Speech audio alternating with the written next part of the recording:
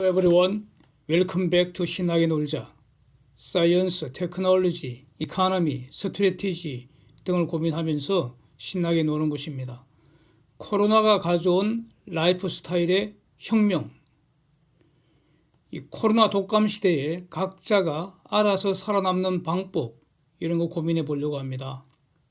결국 코로나와의 전쟁에서 인간은 승리하지 못한 것 같고요. 이미 다 퍼져버렸고 더 이상 셧다운 등의 조치로는 막을 수도 없기 때문에 지금 휴전 상태라고 봐야 할 것 같고요. 그래서 독감처럼 취급한다고 하는데, 코로나 독감은 전통적인 그런 독감보다는 아주 센 놈이 되지 않겠습니까? 그래서 코로나를 독감처럼 취급한다면 무엇이 달라지는지 이런 것도 한번 고민해 보려고 합니다. 최근 1, 2주 사이에 코로나 관련 주요 뉴스들을 정리해 보면은 이 오미크론 변이 광속도로 퍼져나가는 것 같고요. 더 센 놈이 나올 수도 있다고 합니다. 관련된 사진들 제가 캡처해서 쭉 올리겠습니다. 영상에서 같이 한번 보시기 바랍니다. 오미크론이 지나고 나면 코로나는 계절마다 찾아오는 독감처럼 될 거다, 이런 견해도 있고요. 빌 게이츠가 이렇게 말하고 있죠. 유럽에서는 이미 코로나를 독감처럼 취급하려는 그런 움직임이 있다고 합니다. 이건 국가 단위입니다. 또 미국 FDA 정식 승인을 받은 그런 화이자의 먹는 코로나 치료약 팍스로비드, 이게 대략 한 100만 명분이 한국에 지금 순차로 도착하기 시작하고 있다 그러고 있고요. 또 오미크론 변이 백신이 금년에 화이자, 모더나 등에서 이제 순차로 나온다는 거죠. 만약 코로나를 독감처럼 취급한다면 이 겨울의 불청객이 아니라, 일반 독감은 주로 겨울에 찾아오잖아요. 그러나 코로나 독감은 사시사철 계절도 없이 함께 있는 거 아닙니까? 지금과 같은 방역 정책이 크게 변한다는 것인지, 일반 독감에 대한 대책은 우선적으로 개인에게 맡겨두고 있잖아요. 코로나 독감에 대한 대응도 원칙적으로 개인 방역에 맡길 건지, 이런 의문이 듭니다. 구체적인 것은 두고 봐야 알겠죠. 그러나 코로나의 어떤 심각성이 지금보다 매우 크게 악화되지 않는다면은 서서히 일반 독감처럼 그렇게 대응하고 싶어 하지 않겠습니까? 국가들이. 한국뿐만 아니라 모든 국가들이.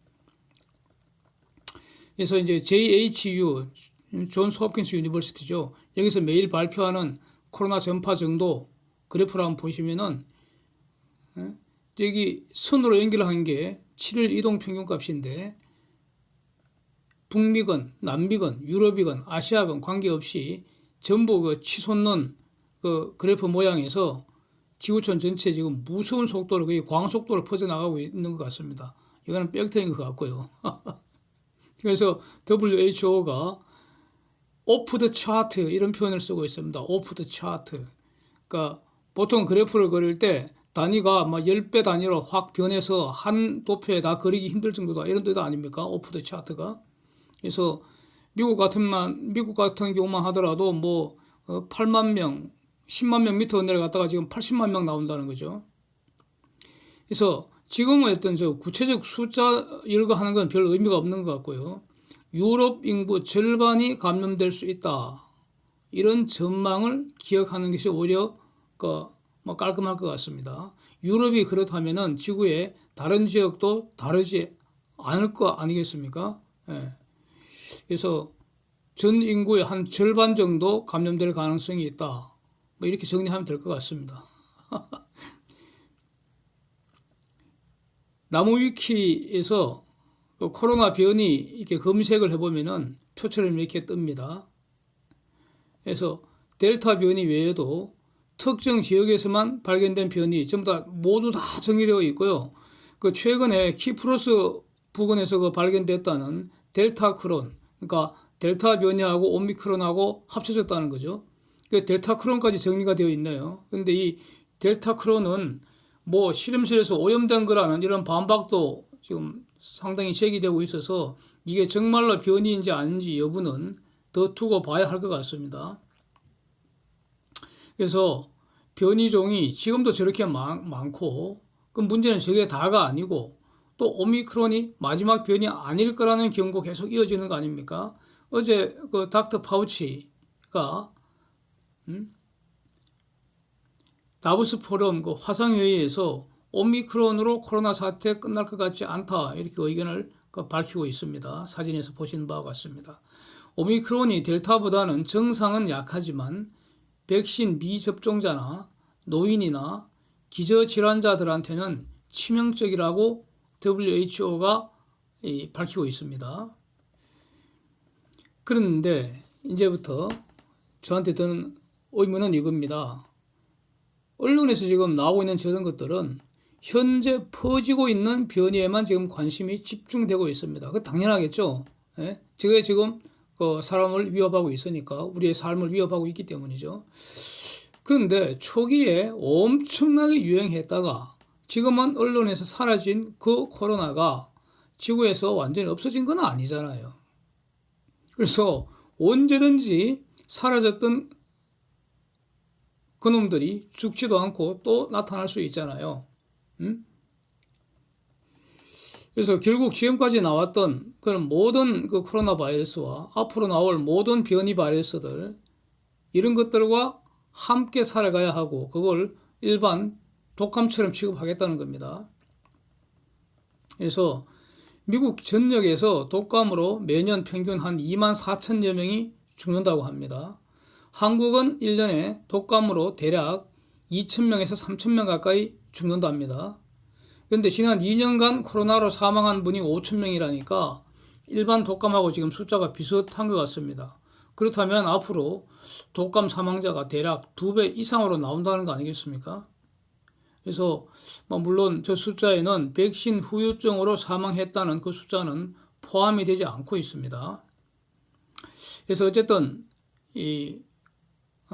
코로나와 함께 살아야 한다면 독감 예방 백신 맞으라고 강제하지 않잖아요, 지금. 그러면 코로나 독감도 백신 강제가 가능할지 이 문제가 됩니다. 한국 하급심에서 방역 패스 인정하지 않았고 미국 연방대법원이 정부가 기업에게 종업원들 백신 접종 강제하는 그거 위법하다는 판결도 내렸고요. 바이든이 그런 행정명령을 내렸죠. 종업원 숫자 100인 이상이면은 기업이 책임지고 그 종업원들 백신 강제를 맞춰라 이겁니다. 그게 연방대법원에서 바이든의 그 행정명령이 위법하다 이렇게 판결을 내렸습니다. 그런 법도 없는데 대통령령으로 그런 거 할 수 없다 이겁니다. 그래서 참 자유라는 게 하고 싶은 대로 하는 거 아닙니까? 꼴리는 대로 하는 거죠. 그런데 달리 행동할 수 있음에도 지 마음대로 어떤 선택을 했다면 그 선택의 책임도 네가 져라 이거 아닙니까? 자유는 스스로 선택하는 것이고 그 결과에 책임지는 겁니다. 자유로운 선택이 타인의 자유를 침해하면 책임져야 합니다. 그래서 선택의 최소한의 한계를 정한 게 형법이나 민법이나 이런 그 법률 체계 아닙니까? 그래서 형법에는 형사 책임을 지는 거고 민법에는 민사 책임을 지는 거고 또 각 다른 행정법에는 행정법상의 행정벌을 받는 것이고 이런 겁니다. 제재를 받거나 규제를 받거나 이렇게 되는 거죠. 그래서 법은 본질적으로 자유를 제한하는 거기 때문에 그래서 법에다가 자유를 제한하는 내용을 함부로 강제할 수 없다는 것이 또 자유의 원칙입니다. 그런 걸 심하게 규정을 해버리면은 이제 위헌 법률 심판 받아서 법률이 무효가 되고 막 그러죠. 백신 거부할 자유를 인정한다면 백신 거부한 자를 거부할 자유는 어떻게 보장됩니까? 네? 국가가 법령으로 기업에게 소속 직원 백신 강제 명령하는 거 위법하다 이렇게 미국 연방 대법원이 자신들의 의견을 밝혔습니다. 판결이 별거 있습니까? 판사들 의견이죠. 다만 거기에 공권력이 그 집행을 담보한다는 게 이제 차이가 있죠. 국가의 개입 없이 기업이 스스로 백신 미접종 직원들 채용 안 해버리거나 출근을 금지한다면 이것도 막을 근거가 있는지 매우 의문입니다. 백신 거부자를 거부할 기업의 자유를 막을 수 있는 근거가 궁금하다는 겁니다. 그렇지 않습니까? 그래서 미접종자를 제재하기보다는 접종자한테 혜택을 주는 방향으로 이게 변할지, 마치 흡연자와 비흡연자 구별하듯이, 담배 피우고 싶으면 피우는데 안 피우는 사람들 피해주지 말라는 거 아닙니까? 그래서 식당 등에서 미접종자 폐쇄 구역을 별도로 마련하면은 그럼 영업 제한 풀릴지 온갖 생각이 다 드네요. 경제와 방역의 관계 이렇게 살펴보면 경제가 망가지지 않고 지속적인 작동을 한다는 전제에서 방역이 허용되는 거 아닙니까? 경제는 돈을 버는 것이고 방역은 돈을 쓰는 거 아닙니까? 방역에 사용되는 돈도 경제 활동을 통하여 조달될 수 있기 때문에 지속적인 방역을 위해서도 경제는 계속 돌아가야 합니다. 그렇죠? 그래서 즉 경제 활동을 스톱하면 굶어 죽는 거고 방역을 잘못하면 병들어 죽는 거죠. 즉 더 이상 경제의 어떤 그 전면적 셧다운은 불가능하다고 보이고요. 그런 일은 일어날 가능성이 저는 없다고 봅니다. 코로나 독감과 함께 한다는 것은 결국 코로나 독감과 함께 경제 활동을 한다는 의미 아니겠습니까? 그래서 경제 활동을 하는 방법도 많이 변할 것 같고요. 이미 지금 그 변하고 있는 중인데 그 디지털 기반 온라인 비대면 경제 활동 점점 더 활성화되지 않겠습니까? 경제활동 방식이 변한다면 인간의 삶의 방식, 즉 라이프 스타일이 변한다는 거고 이게 바로 코로나발 혁명이 일어난다는 의미 아니겠습니까? 지금 진행 중이라고 봐야 할 것 같습니다. 우리는 지금 혁명의 한가운데를 지금 살아가고 있습니다. 뭐 어떻게 보면은 코로나 때문에 혁명을 당하고 있다고도 이렇게 뭐 말할 수도 있겠습니다. 하여튼 어쨌든 우리는 혁명을 당하는 건 싫으니까 이제 우리 스스로가 주체적으로 이제 혁명을 하는 것이죠. 뭐 그렇습니다. 백신 무용론을 주장하는 분들 의견을 가만히 또 정리를 해보면은 가령 백신 유용론을 100% 증명하지는 못할 겁니다. 지금 저는 그렇게 생각합니다. 그렇다 하더라도 백신 무용론도 그거 증명할 수 없다고 봅니다. 백신 접종자가 감염되는 이런 돌파 감염이나 감염 후 완치되었다가 다시 감염되는 이런 재감염 사례가 발견된 사실이 백신 무용론의 확정적인 그 증거는 될 수 없는 거 아니겠습니까? 오히려 백신과 감염시킨 바이러스 그리고 인간관계 이 상호 간의 관계가 너무나 복잡하고 너무나 다양하다. 그래서 더 완벽한 백신을 만들기 위해서 추가적인 연구 계속 필요한 근거라고 봐야 하지 않을까. 뭐 저는 이렇게 정리를 합니다. 하여튼 백신이 일정 부분 효과가 있다. 그래서 긍정적이다. 설사 돌파 감염이 되더라도 또는 재감염이 되더라도 뭐 경증에 그친다. 뭐 이런 많은 주장들이 있기 때문에 아직까지는 이 최소한 한 3차 접종까지는 맞는 것이 좋지 않을까. 저는 이렇게 정리를 하고 뭐 저도 다 맞았고요. 다 맞았습니다. 저 같으면은 지금까지 독감 백신 한 번도 맞은 적이 없습니다. 그럼 맞을 생각도 안 합니다. 뭐 최근 한 20년간 뭐 독감이나 이런 감기에 걸린 적도 없고요. 뭐 그렇습니다. 물론 젊었을 때는 심한 독감 여러 번 알아서 정말 이대로 죽는갑다 이렇게 그런 생각도 들 때가 그렇게 심하게 독감 앓은 적도 있습니다. 젊을 때는. 그래서 뭐 코로나 백신은 3차까지 정식도로 접종을 받았는데 제가 그 접종 경험담을 별도 영상으로 이전에 한번 올린 적이 있습니다. 그래서 만약에 앞으로 해마다 새로운 코로나 백신이 등장할 것 같은데 그때마다 계속 백신을 접종할지는 아직은 잘 모르겠습니다. 저도 주사 맞고 하는 건 너무 싫으니까요. 어느 순간 일반 독감 백신을 제가 맞지 않았던 것처럼 코로나 독감 백신도 언젠가는 제가 접종 안 할 것 같습니다. 귀찮아서. 그런데 이런 말들은 다 이제 이렇게 좀 가볍게 얘기를 한 것들이고요. 사실 오늘 제가 정말로 하고 싶은 말은 바로 이겁니다. 코로나 독감과 함께 건강하게 살아가는 거의 유일한 비결은 자기 면역력을 강화하는 것이고 이를 위해서 거의 유일한 방법은 비건식과 운동하는 것이고요. 추가해서 비타민 한 일주일에 한 번 정도 비타민 B나 C나 비타민 D 이런 거 일주일에 한 번 정도 챙겨 먹는 정도라고 생각합니다. 단 비타민 D는요, 저는 겨울에만 먹습니다. 봄하고 가을에는 햇빛 쪼이면서 운동해서 자체 생산해서 사용하는 것이 원칙이라고 봅니다. 비타민 D는 면역력 강화하고 인체 기능 정상적 작동하기 위해서 필수적인 그런 물질이라는 걸로 알고 있습니다. 공부를 해보니까 그렇더라고요. 그래서 이거는 음식으로 섭취가 안 되고 살아있는 세포, 즉 살아있는 동물 세포, 숨 쉬는 동물들이 그 세포 속의 콜레스테롤하고 자외선이 만나서 만들어진다는 겁니다. 그래서 내가 숨 쉬면서 햇빛 쬐면서 운동하는 동안에 비타민 D하고 고밀도 콜레스테롤이 동시에 만들어진다는 매우 중요한 사실을 기억하시기 바랍니다. 그런데 비타민 D 반감기가 대략 50일입니다. 50일. 그래서 가령 가을까지 내 몸에 만들어 놓은 비타민 D의 용량이 가령 한 200인데 그러면 그로부터 50일 지나면 겨울에는 안 만들어진다니까.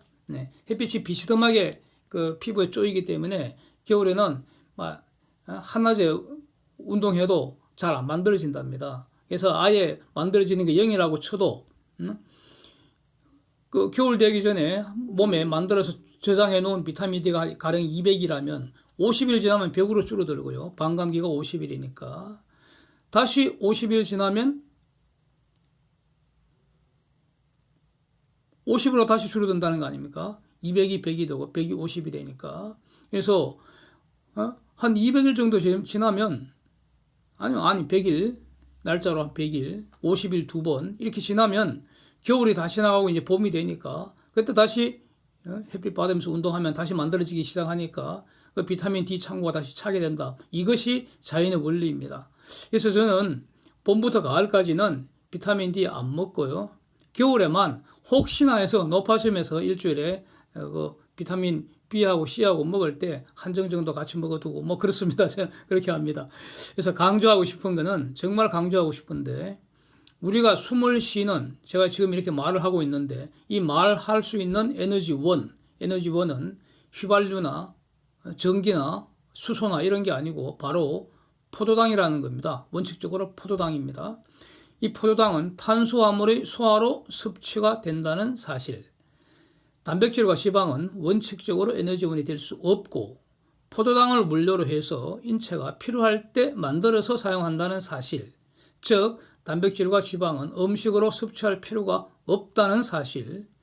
인체가 만들지 못하는 필수 아미노산, 필수 지방산은 곡류나 채소 등에도 필요 충분할 만큼, 넘칠 만큼 존재한다는 사실. 가령 콜레스테롤도 인체가 필요할 때 만들어서 사용하는 물질이고 식물은 콜레스테롤이 필요가 없기 때문에 만들지 않고 따라서 채식을 하면은 콜레스테롤을 섭취할 일이 없다는 사실. 흔히 좋은 콜레스테롤이라고 알려진 고밀도 콜레스테롤은 운동을 할 때 제일 많이 만들어진다는 사실. 육식은 불필요한 콜레스테롤을 다량으로 섭취하게 만들고 소화 과정에서 혈액을 산성화시키기 때문에 이를 중성화하기 위해서 뼈에서 칼슘이 빠져나오고 그래서 고울다공증을 유발시킬 수 있다는 사실.